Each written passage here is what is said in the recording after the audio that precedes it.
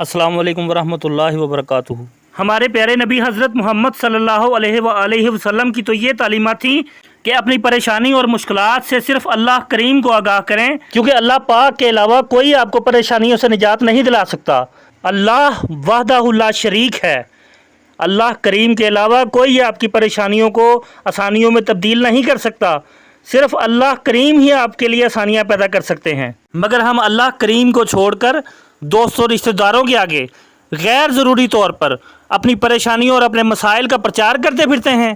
یہ کس دین کو فالو کر رہے ہیں؟ ہمارے پیارے نبی حضرت محمد صلی اللہ علیہ وآلہ وسلم نے تو ہمیں ایسی تعلیمات نہیں سکھائیں، جبکہ دین اسلام نے تو ہمیں ہر حال میں راضی رہنا سکھایا کہ جو مل جائے اس پر اللہ کریم کا شکر ادا کریں، اور جو نہ ملے یا چھن جائے اس پر کبھی غم نہ کریں۔ ہر حال میں اللہ کریم پر راضی رہیں، دنیاوی فکروں سے آزاد ہو جائیں اور روز قیامت کی مغفرت طلب کریں۔